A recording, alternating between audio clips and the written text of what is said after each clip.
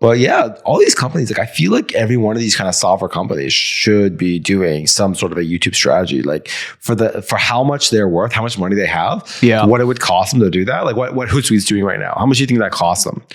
It's like they're a huge company. Yeah. You know what I mean? Like, what do you think they're going to invest? Like, not like maybe $20K a month. Maybe. I doubt it. And I think they could get it done for a way less. I'm talking about that talent that they have probably works there doing other stuff too. Oh, hell yeah. Right? Hell yeah. They're not. So you got a bunch of employees. Yeah. Yeah. Yeah. That's what I mean. It's like, it won't even cost that much. Yeah. Right. And I don't know. Well, I mean, I think it's a no-brainer for any brand, any business, any entrepreneur. I truly believe this. A YouTube channel is only going to support you because every time you hit the record button, you're cloning yourself and you're making your brand accessible 24/7, 365. So when it's 2:00 in the morning and I'm having a problem with ABC, I'm going to go to YouTube to find the answer. I'm not going to go to your website. I'm not going to go to your app. I'm going to go to YouTube. And it's vital for your brand to exist where, fish where the fish are. And I mean, if I was a CRM, if I was any one of these guys or go high level or any of the brands that I failed to include in this list, I would look at this average number. On average, they've added 593 videos to their channels. Some are below, some are above. But right away, what the norm, average, medium is. And if you've uploaded less than 600 videos to your channel, then it's like, okay, team, we got to get into kick into gear here and get into content creation mode because look, they're kicking our butts here on the video front, right? So yeah, and it's interesting too that like there are companies that have now $1 billion valuations, like Monday.com. I know there's like Grammarly. I think Grammarly got acquired already, and they were like really aggressive with YouTube and doing this. So it's like if you're a software company, it's like why would you not be looking at this sort of stuff and be like, okay, how do we implement something like this? I mean, it's a long-term play. It's not going to happen overnight, but there's like big companies now that were, primarily aggressive on YouTube. And I feel like YouTube has the most longevity. If you're going to go like hard on Facebook, if you went hard on Facebook, for the last 10 years now, it's like got you nowhere.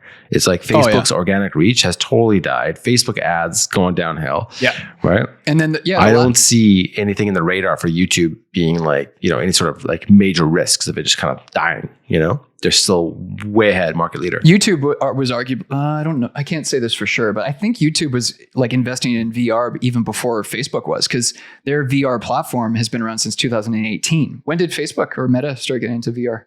I don't even know. They acquired Oculus around that time. Okay. Yeah. YouTube's not going away. Facebook's not going away either, but come on. Video content is the number one source of medium consumed today. One day it's going to be disrupted by VR and AR too, right? But so check this out. And then before we wrap things up here, if we're going to look at views per subscriber as our number one most important metric, it's just an example if like this just happens to be the metric that you just mostly care about.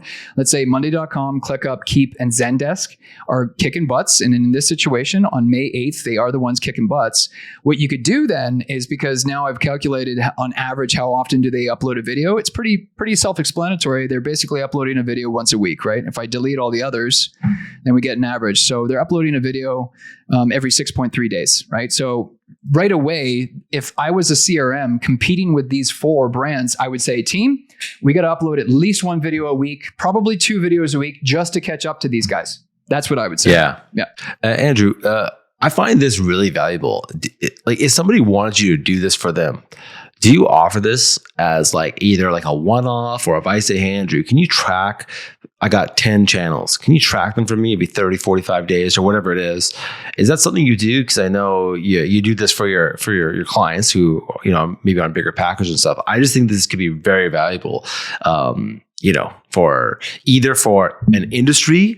Let's say I say, hey, can you give me this industry stats every 30 days? And maybe a whole bunch of people could just pay for those stats every 30 days. Or I say, hey, I have these 10 channels. I want you to monitor them, report to me back every 30, 45 days, every quarter, whatever it is. Do you think that's something that you could do?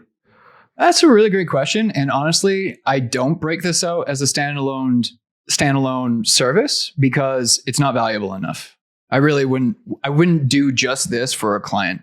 I have packages. If you go to ytera.com, you'll see the different packages that my agency offers.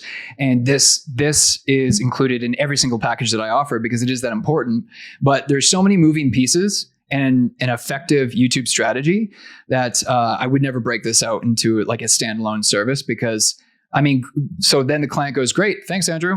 Now what are they going to do with it, right? They're going to need a lot more insight and guidance and coaching. Yeah, you need a strategy. I guess for me, because I could see it being valuable, because I just looking at it now, I'm like, okay, I know where I would look and get ideas and figure things out. Yeah. Right. So I guess that's why I'm thinking of it that way. You're right. You're for also somebody who's like, you're a professional that's been around the block more than once, and you would take these insights and run with it. Where like, I know you, like, I know I could share this with you and you'd be like, awesome, Andrew, thanks so much. This is all I need. But if I was talking to Marketo or someone else, I wouldn't, like, maybe this sounds bad, but I wouldn't trust that they would know what to do with the data. I wouldn't trust that they would know what to do. They would need a lot more hand holding, in my opinion. Yeah. If I'm being honest. That makes sense. Yeah. Yeah. Cool.